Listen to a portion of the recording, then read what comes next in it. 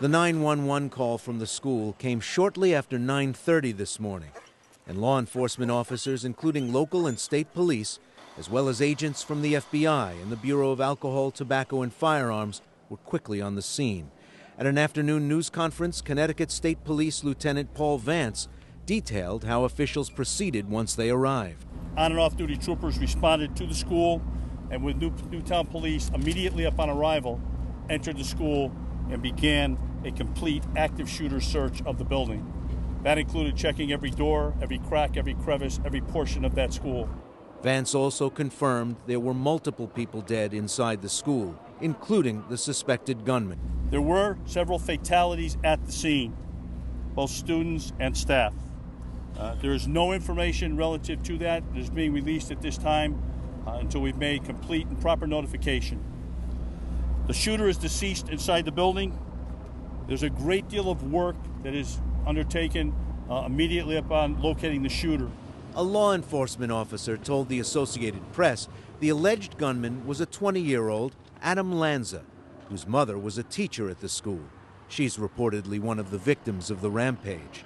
There were also reports the gunman died of self-inflicted gunshot wounds, and that his older brother is being questioned by authorities.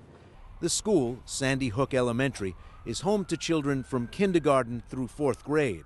The violent episode shook students and their families in the small Newtown community, 65 miles northeast of New York City. Then the police, were knocking on the door, and they're like, we're evacuating people, we're evacuating people. So we ran out. There's police about at every door.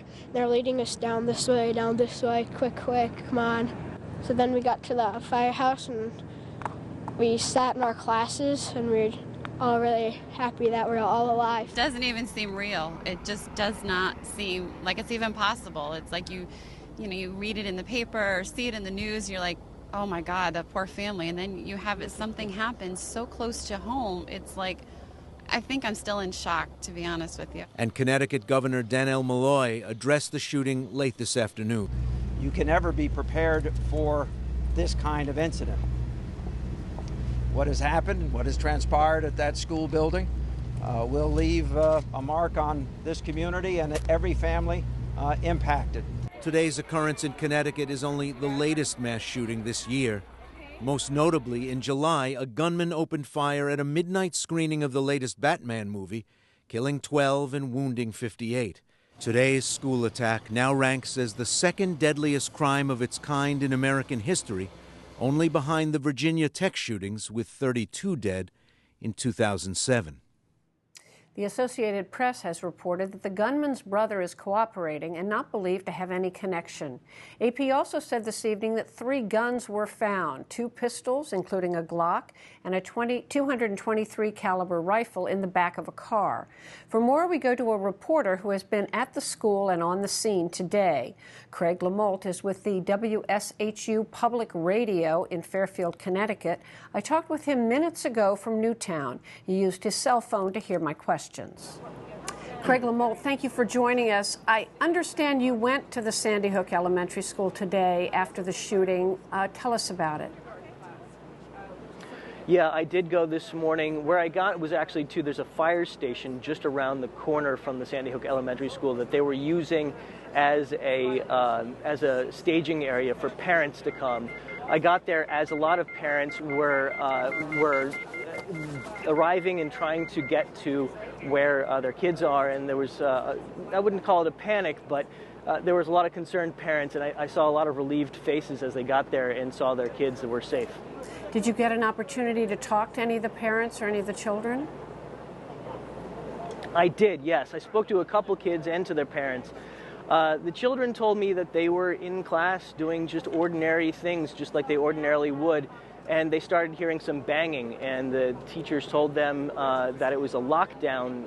I was actually, I gotta say, surprised that kids knew what a lockdown was. I think that's sort of a sad statement. They'd practiced this before, and they all raced into a coat room before they were ultimately evacuated from the building. I spoke to other people who witnessed children being carried out of the building, and the parents that I spoke to basically were just remarkably relieved and terribly surprised that something like this could happen in what really is a very quiet town. I know that right now, even as we speak, everything's in flux. A lot of information, new information keeps coming in. But what can you tell us about the suspected shooter who's been identified in some reports as this 20-year-old Lanza? Well, you know, we have confirmed that the shooter was the son of one of the teachers. There are names going around that are being reported. The officials have not identified the shooter or any of the victims yet, officially. So I am not at liberty to say what the name of the shooter was, but we have confirmed that it was the son of one of the teachers. Also, officials, state police, are confirming that there was another fatality, another homicide in Sandy Hook today. And they do believe, of course, that that is related. And then what can you tell us about Newtown? One of the fathers said he couldn't believe something like this would happen in a small town like Newtown. Yeah, it's a small, close-knit community, and in a really quiet part of the state. You know, it's a suburb, but it's almost really more rural. And you know, I talked to a police official here who was asked when the last murder in this part of town was, in Newtown or in Sandy Hook, and he couldn't remember. He couldn't remember the last time it was. He said it had to have been more than 10 years since there'd been a murder in this town. Craig LaMolt, thank you very much from the NPR affiliate in Fairfield, Connecticut. Thank you.